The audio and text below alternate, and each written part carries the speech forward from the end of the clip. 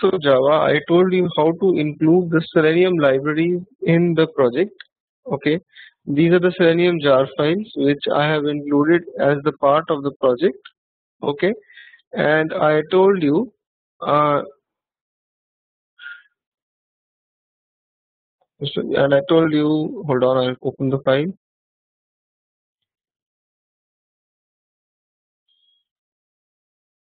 Yeah, we talked about simple Java programs.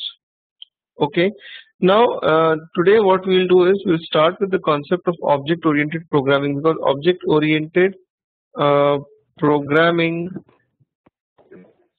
Okay, I'll give you that. Shinos, I'll give you that. Object-oriented programming is the very basics, right? It's the very first step of learning Selenium. All right. So what I'll do is I'll create a new Java project and call it Selenium Day 2.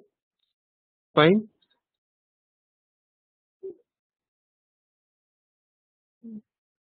Kumar, if you don't see it, you have to switch over to the Java perspective over here. Okay, after that you will have it. Okay, so this is day 2. Fine. In day 2, what I'll do is I'll create a new class. Fine, and I will call that class as suppose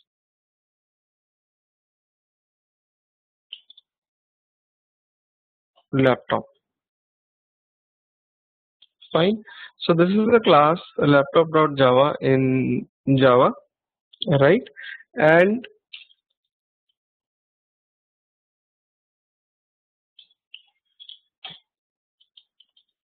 in this I make a variable called as string company. Okay. I also make a function like public void start and print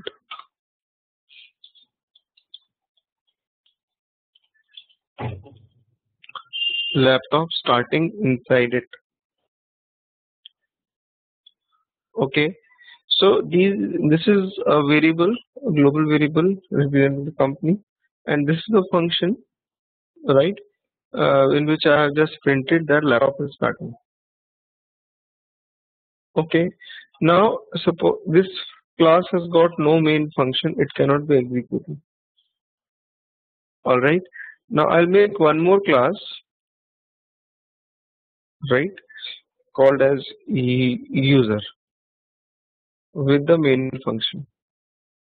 User has got the main function, so it can be executed. Okay, so out here what I'll do is I'll do something known as creating the object of laptop class. When you write new laptop in Java, you create the object of that class. Technically what happens is in the memory, okay, in the memory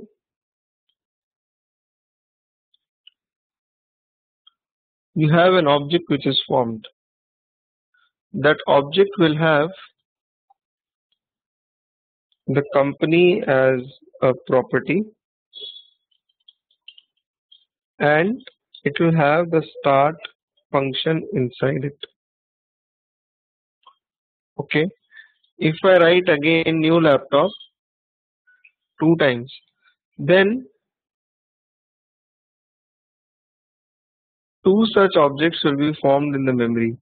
Each of the objects will have company and as the name and start as the function.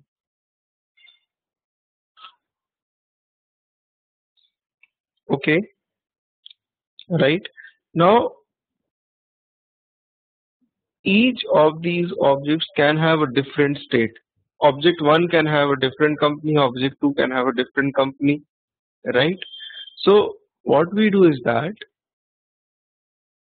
To access these objects, we use references. You can write over here laptop A equals to new laptop and laptop B equals to another laptop. So A and B become references to the objects. What happens is that in the memory,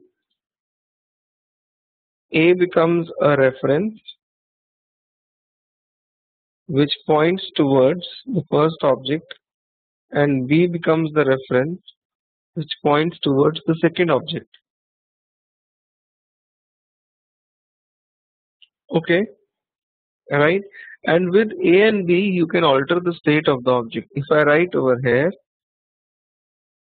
A dot, you will get the option company. A dot company I'll write as HP, and B dot company I can write as, say, Lenovo.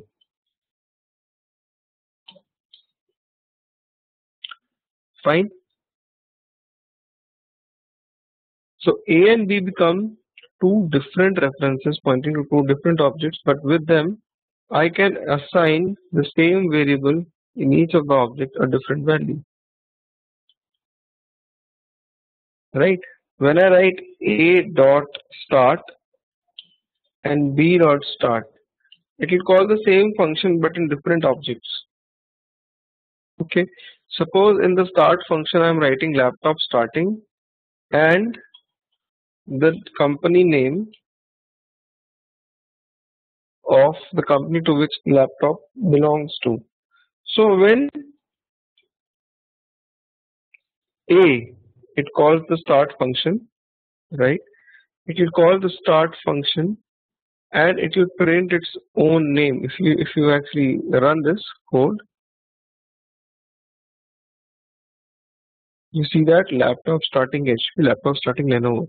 Function is same, but it depends which object reference is calling it.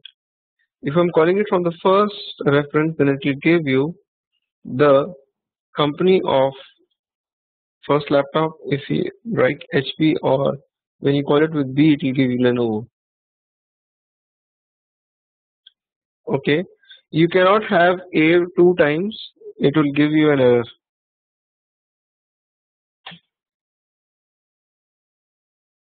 Okay, you cannot have A two times, Kumar, right?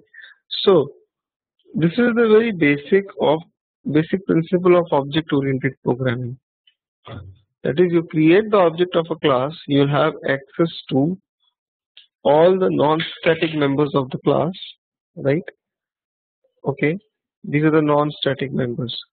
If I declare a static member, for example, static say int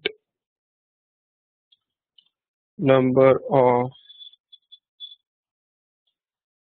batteries. Okay, now what is static? Static is something which will not reside inside the objects. It will reside at a common place in the memory which can be accessed by all the objects. Static is, if I make something static, then it becomes common for all the objects. Okay, and to access the static member of the class, you don't need to create the object of the class and do all these things. You can simply write the name of the class dot the static variable number of batteries equals to 1. You don't need to create the object of the class to access the static stuff. So this is technically known as a non-static variable, right? And this is static variable.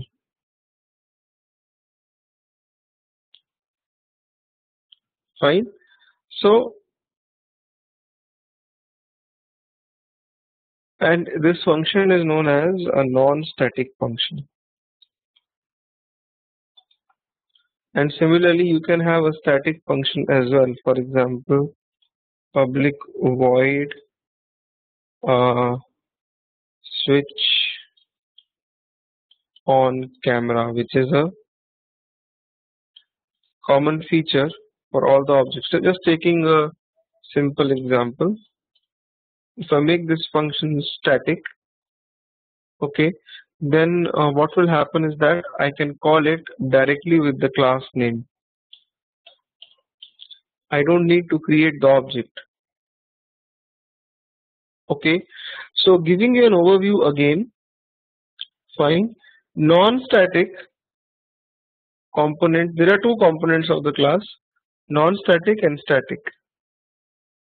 Okay, if you have to access non-static components of the class, you have to create the object of the class and access them. Non-static components are generally they have a different value for different objects. Okay, right. For example, taking another example, just hold on. I request you to keep yourself on mute. In case you have any questions, you can scroll your mouse to the top and unmute yourself and ask question. Fine. For example, I make a new class known as, yes, class can be static, but generally we don't do that in Selenium. Okay. Um, that is actually done by the Java developers and all. So we just handle the components inside the class. Okay. Suppose I have a class known as say car. So a car has a property like string model. What is the model? Right? And it can have a static component known as wheels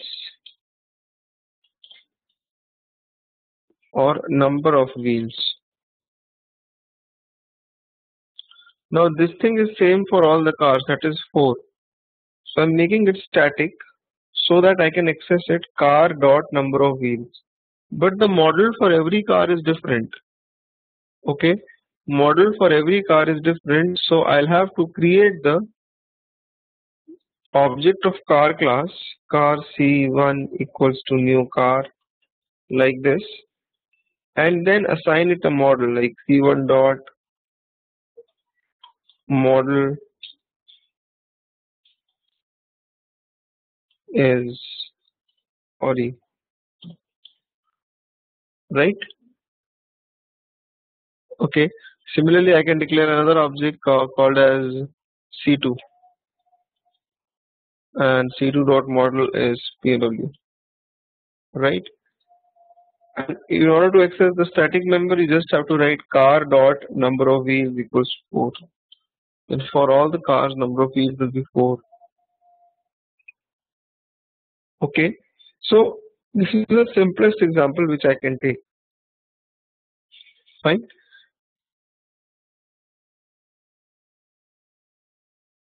No, static component can only have one value. Static component cannot have different values. Non-static components, we try to duplicate them by giving them different values each per object.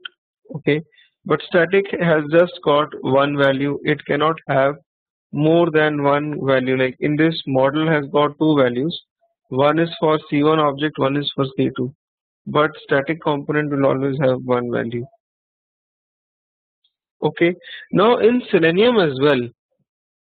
Alright, in Selenium as well, you create objects, but you create objects of the internal classes which are internal to Selenium. Okay, which are in this API reference libraries. Alright, you don't make your own class and you don't create the object of that class generally. Alright, what I'll do is I'll just include the Selenium jar file in this project.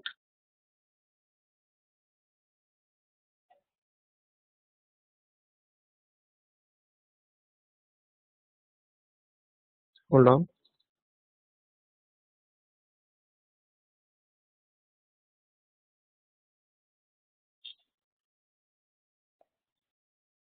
So I have included the Selenium jar files in this project. Okay, I can start using Selenium.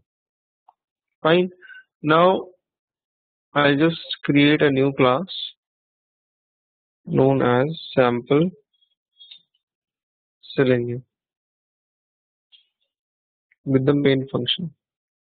Okay, so I'll talk about all the three browsers. I'll talk about Firefox, I'll talk about Chrome, I'll talk about IE.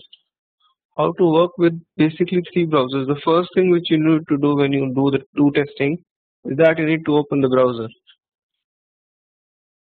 Okay, now if I write over here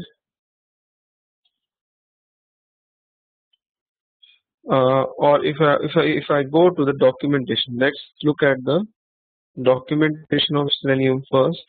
If you go to the website seleniumhq.org,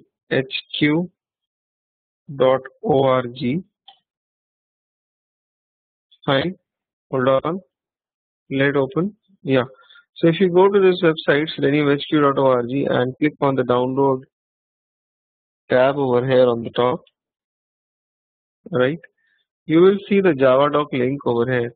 This is the documentation. Okay, you click on it, you'll get the technical documentation. Now these are all the classes which are there in Selenium API. Okay, and in them one of the classes, hold on, Firefox driver. We'll start with Firefox. Alright, and this class is used to test applications on Firefox. Alright, all you need to do is that you need to create the object of this class. That is, you need to write Firefox driver f equals to, or if I just write new Firefox driver, that's it. Okay, you'll get an error. You need to import. Move your mouse over the error. You'll have to import this class, right? Where is this class present in my workspace? For example, when I was using car.java, I could see car.java, and in user.java I was creating the object of car. But where is this class Firefox driver? It is present in one of these jar files which you have included in the project. Yesterday I told you the concept of jar file, right? And I told you how to can include it, right? If you want to see this class inside these jar files, I'm just talking about your curiosity, right? If you want to see this file inside these jar files where this is located, just click on this button, link with editor of Eclipse. This button, you click on it and then hold the control button of your keyboard, control, and this will move your mouse over this Firefox driver. It will look like link if you hold the control button of the keyboard. Alright, if you release the control button, it will look like normal text. If I again hold the control button, it will look like a link, and if you click on this, you will see this class present in one of the jar files. The main jar file, Selenium Java 2.33. Okay, now if I just create the object of this class and if I execute the code,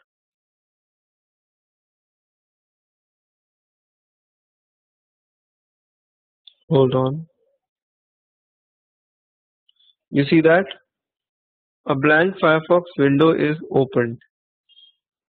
Just by creating the object of Firefox driver, right, a blank window is open. Now this is done by Selenium. This is done inside the Firefox driver class. Okay, you really don't have to worry that how will I open a browser or something. If you have to open a Firefox browser, just create the object of this class. You write over here Firefox driver f equals to new Firefox driver. So this way I'll be able to access the object of Firefox driver, or with f I will be able to access Firefox and work with it. Okay, if I write over here f dot get is the function in Firefox driver which will get you to a particular URL. You give the name of the URL over here and it will get you to that URL, right? For example, I type http yahoo.com. Okay, get is a function inside Firefox driver class, right? For example, over here, start was the function inside laptop, right? Similarly, get is a function over there. So when you run this code, Firefox will open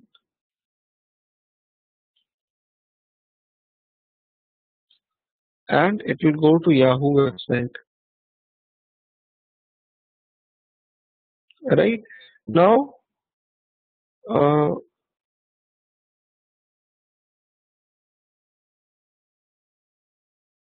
now at times people make a mistake here. They don't mention the protocol. They just type yahoo.com. It's not QTP, it's Selenium. It will throw an error. In QTP, you can do that. Okay. Or they tend to write www.yahoo.com. It will not work. It will throw an error. If you run this,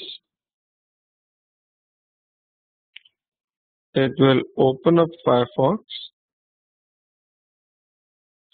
and immediately after that, it will throw an exception. WebDriver exception. Okay. So make sure that you mention the protocol over here, right? Fine. Now this is how you work with Firefox. So simply open the Firefox and navigate to a particular website. Okay.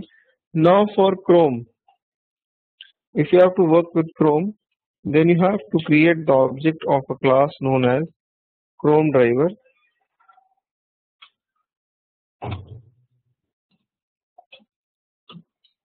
Okay. Chrome driver is again a class. You need to create the object of that class to work with Chrome. When you run this code, almost all of you will face this issue. The path to the driver executable must be set by this WebDriver.Chrome.Driver system property. Okay, almost no. When you get an error like this, don't worry. Okay, many times people they just leave the situation after seeing error and all. Just copy the error and simply go to Google and type the error. You will get the solution. You see that? Over here, many people have posted this error, and probably in one of the forums you will get the solution as well. Right? I'll tell you the solution. What is the problem? Fine. Question is being asked. Any specific reason why we need to use HTTP? It's made like that. It wants a protocol. It's made like that, Ram. Okay. Now, in this website, seleniumhq.org, in the download link, in the download section, right? What you need to do is that you scroll down and you look at it. Third-party browser drivers not developed by Selenium. Okay. If you look at this, the first one is Chrome. Second is Opera. Opera one is not very stable. Okay. These are third-party drivers which will help you to run the browsers on your local machine. For Chrome, you go to the downloads page. This is the downloads page, and download the zip file as per your operating system. Okay. I'll download this last one.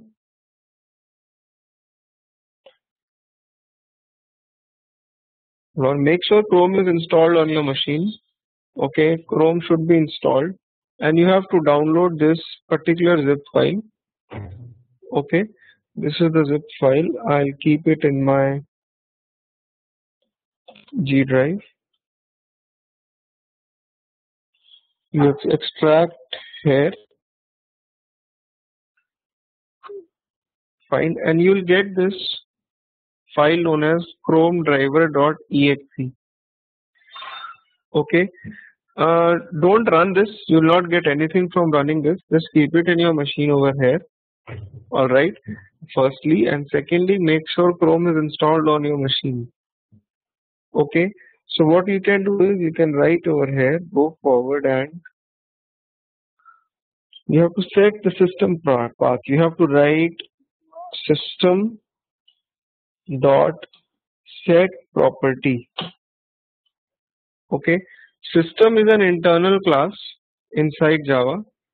It's an internal class in Java, and set property is a static function inside it. You see that? Public static string set property. That's why I'm able to call it with the name of the class dot the method. Okay, and you have to give the property known as this property WebDriver.Chrome.Driver. This has to be the key, and the value has to be the path where you installed Chrome driver dot, or not installed, but where you have kept Chrome driver.exe file. In my G drive, I have kept it. Okay, so you have to write system.set property. This is the name of the property, and this is the value. All right. Now, when you run this, this will open up a blank Chrome.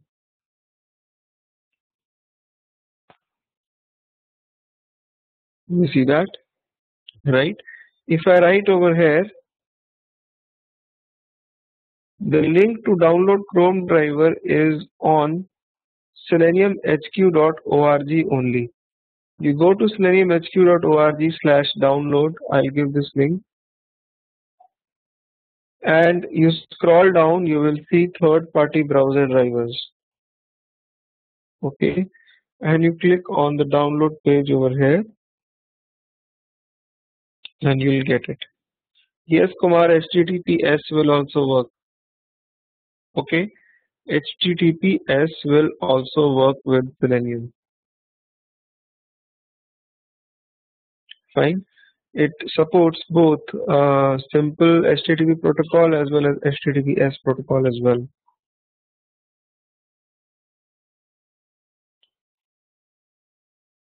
Yeah. Okay. So, right. Nilima, I think you have joined the training 2 times. You can leave once. It uses a lot of additional bandwidth otherwise. Okay. I'm sorry, but can you leave just once? Right. And Kumar as well. Those of you who have joined the training 2 times by mistake, can you just leave once, because it occupies a lot of bandwidth. Fine. Okay. Kunal and Kumar and Nilima. Fine.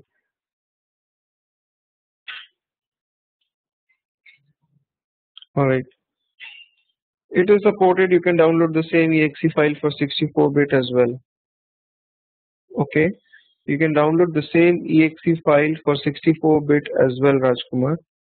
It should work. People work with it. All right. Now,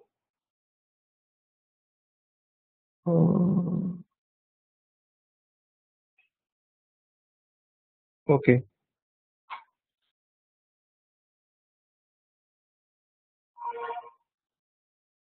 Okay. Yeah, I think so. Fine. Now, this is about Chrome driver. Right. If you write over here c.get to a particular URL like HTTP, anything like bbc.com, it will navigate to BBC. If you run this,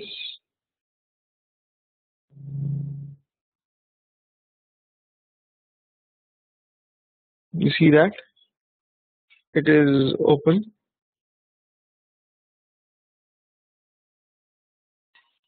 Right. Now, if you have to work with IE, you have to do a lot of configurations in IE. Fine. If you have got IE, then obviously the class which is used is Internet Explorer driver.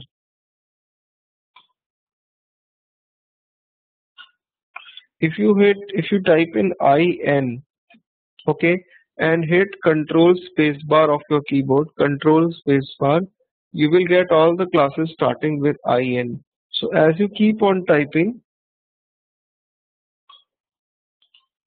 you will get all the classes which are coming from INTERN. So you can actually segregate them, and as soon as Internet Explorer driver comes up, I can double click on it and use it. right?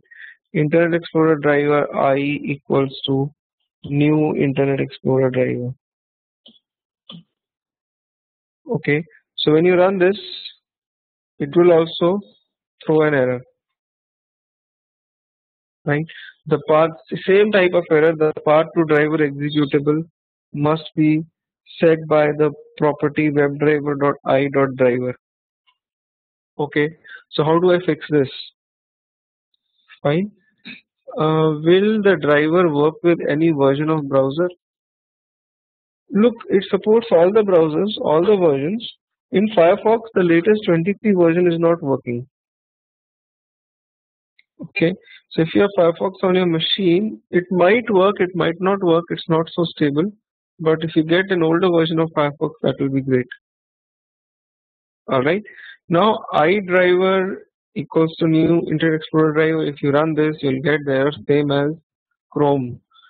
Right, so for iDriver also there is an exe file which you have to include. Alright, that exe file you will get on the website itself, right? This is the Internet Explorer driver server section in the download link which I just gave you. This is the section for iDriver, and if you scroll down, this is the section for third-party drivers like Chrome driver.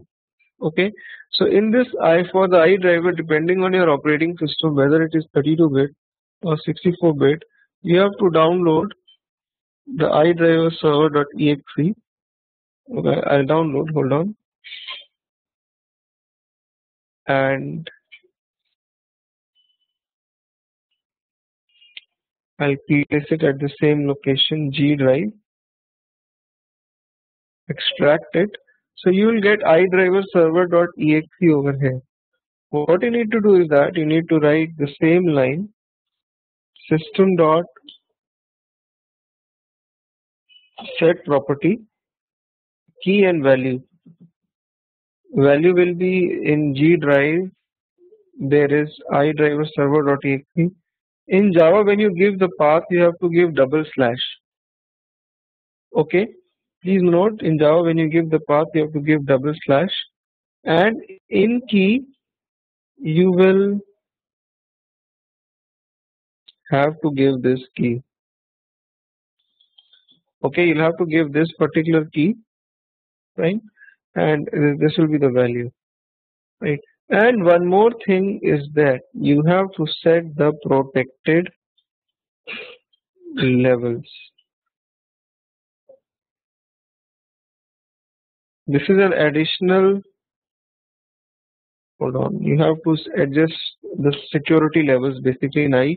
Hold on, what I'll do is I'll tell you, look, I'm using a server operating system here. So for me to do it, it's quite tough because in server I've got i6 out here. If you write over here,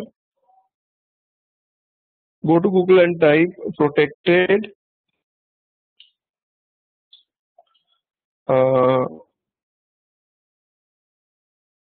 mode of IE. Fine. Hold on. If you look at the images, I'll show you with the images. Yeah. In IE, you get something like this when you go to tools options, right? Many of you might have seen it, right? You get a window like this. Yeah, these are specific to IE, Mohan. When you go to tools option security, under security, you have got internet, local internet, trusted sites, and restricted sites. All right.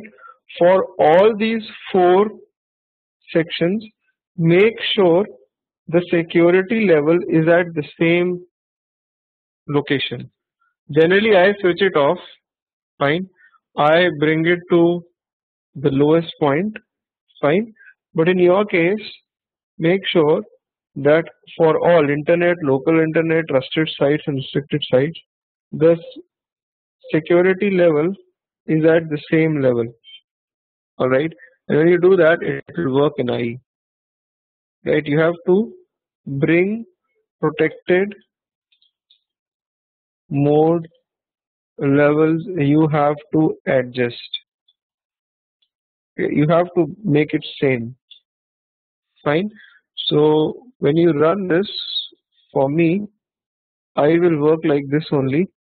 Okay, because it is i8. Yes, for me, i8 generally works on the OS level, but in Windows 7 you will face issue. I'm not having Windows 7 with me. Okay, so you'll get in I you get the message that this is the initial page for WebDriver server, and you can write over here I dot get the URL, and this will go to that particular URL as well. Fine.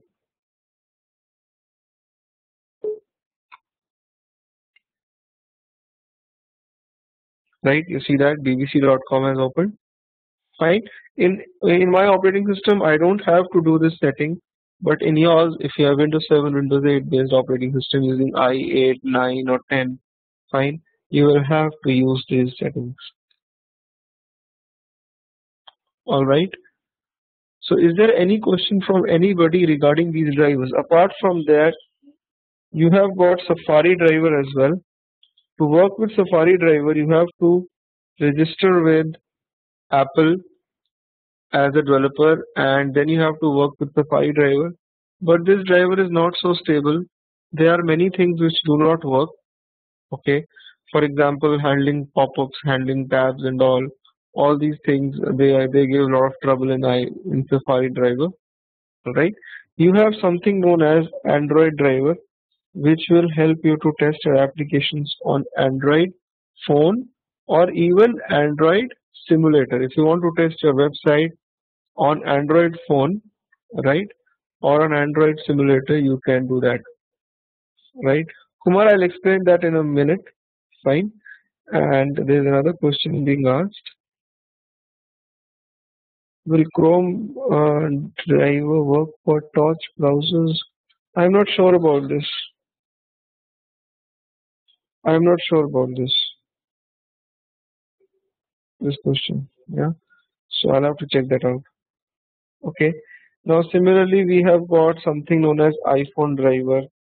This is for iPhone. It's iPhone development is paid. You have to pay Apple for doing that. And you have got other drivers as well. You have got HTML unit driver. Then you have got event firing driver. So we'll look at that. Okay. You'll look at all the things one by one, right? What these drivers do. All right. So basically, these are the three major ones which you use. Okay. Now, HTML a unit driver it is. HTML unit driver. This is basically used to run Selenium in headless mode. Fine, I'll talk about this. This is again quite interesting. Suppose I don't want to open the browser and test. Okay, then you can use HTML unit driver. You can write HTML unit driver h equals to new HTML unit driver. Okay, and if I write h dot get to the URL, any URL, say http cnn.com. So when you run this, you will actually see that the browser will not open, but behind the scenes, the request it actually goes to the server, and the response also comes. Fine. So this is a driver. You will not see anything happening, but this driver can be used to run it on a headless mode. For example, you are running Selenium on a Unix shell. On a Unix shell, you don't have any user interface. You don't have rather browsers installed. Okay. So if you have to test your application or your Selenium over there, then obviously you'll have to use HTML unit driver. Okay. When you run this HTML unit driver, you will not be able to see anything coming up. Okay. So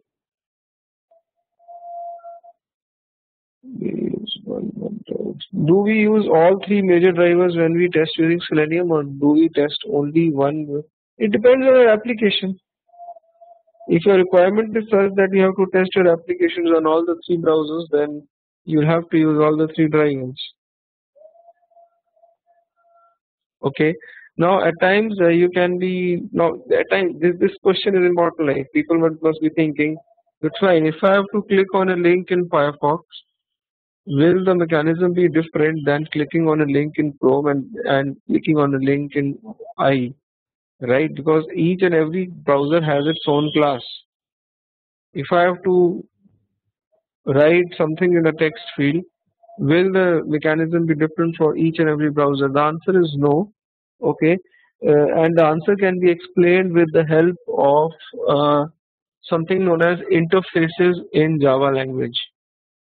Okay, I'll talk about that. Fine. That is, although these classes are different, but the commands in these classes are same. And why they are same, I'll talk about that in some time. Hold on. Before that, there was a question being asked.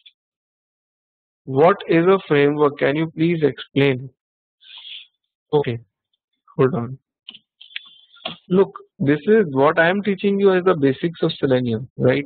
But in companies, what you get an assignment like this, fine, that you have to make test cases using Selenium, okay, and you have to make say 1000 test cases. Sorry, I'm sorry, right?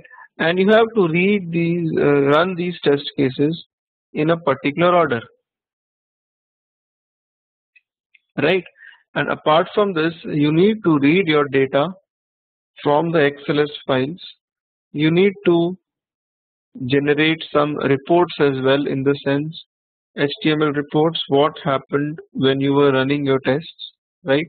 Apart from this, you have to generate some logs as well.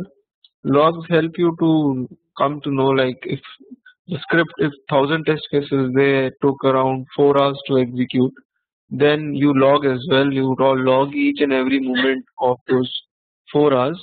It helps us to debug the scripts later on. That suppose if the script fails, some test case fails, in the logs you can keep the information that what happened actually and why is it failing.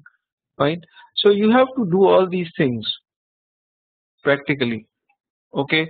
And in between, what we do is that we keep a testing framework, like we use JUnit, or we use TestNG, or we use BDD like Cucumber, Fitness, and all whatever you want to use.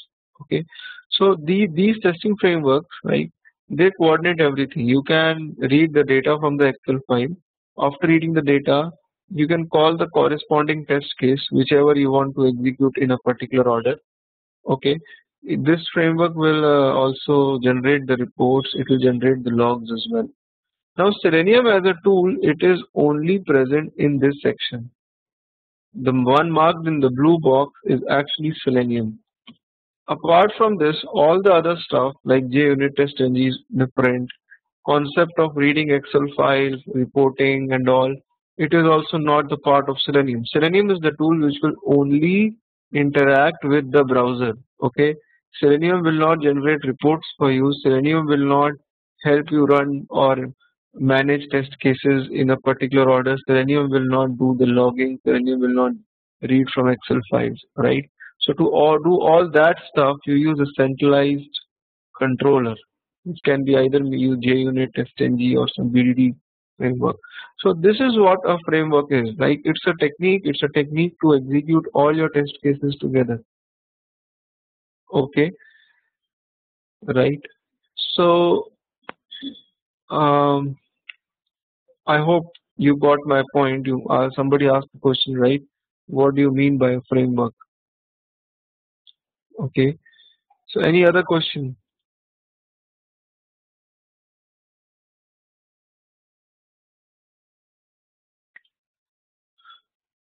Yeah, we will make a framework by the in this lecture, and we'll see which test passed, which test failed. But I am not concentrating on test cases as of now. Okay, I'm not concentrating on testing. Look, we all are testers, right?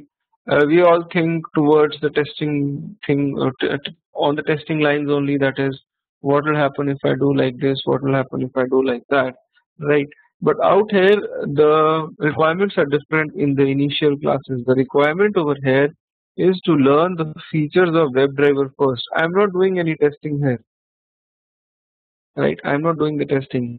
Now, what is the feature of Maven over here? Okay, what is the feature of Maven? Okay, this is the question. Look, Maven and Ant, there are two tools.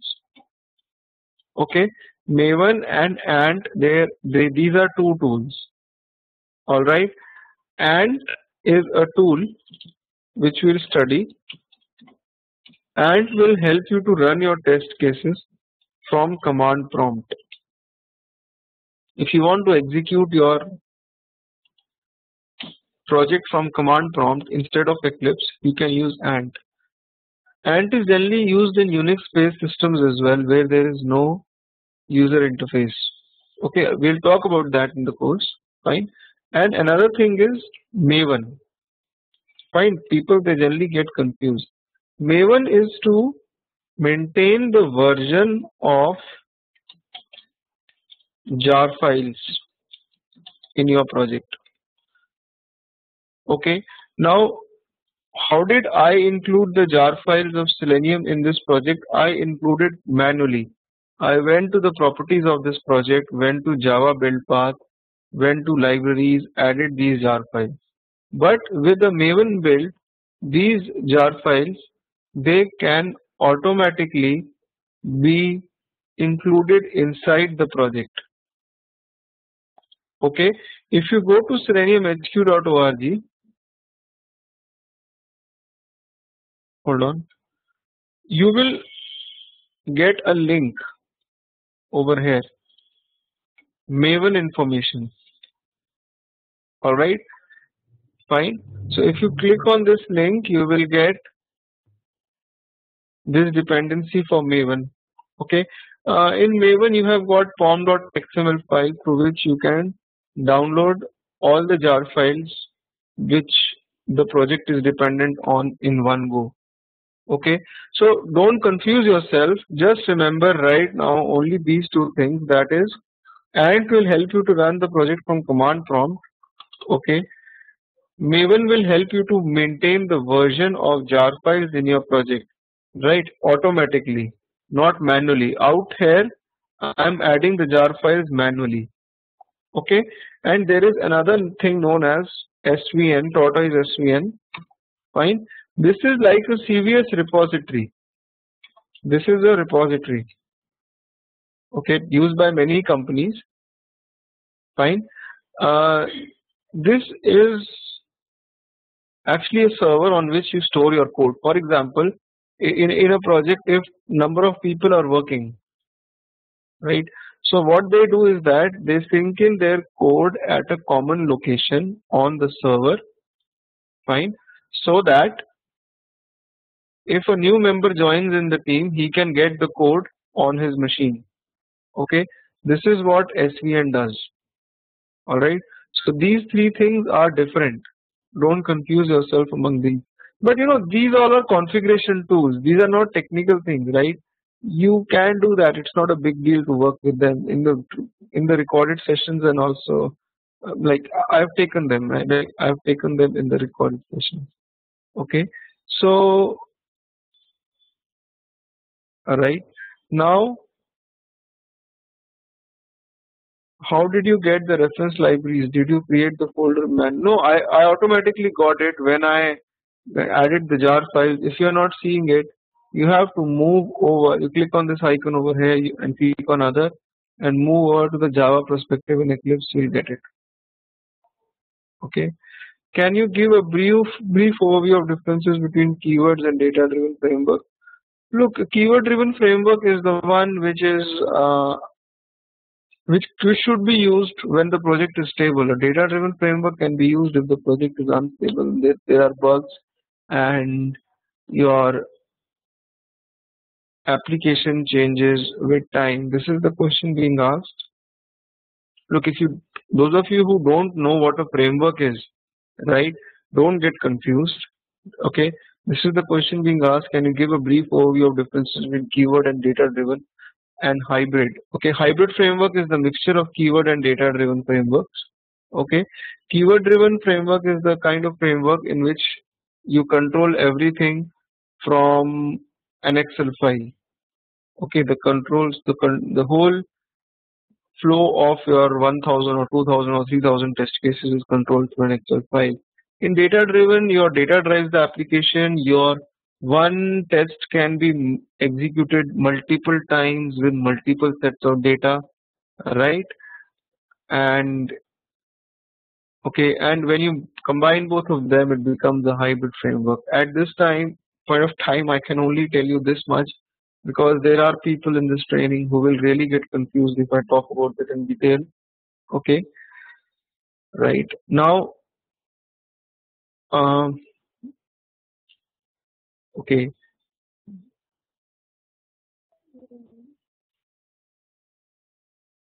okay, you asked for QTP. Okay, fine. So what we'll do is we'll stop here for today. Okay, you will be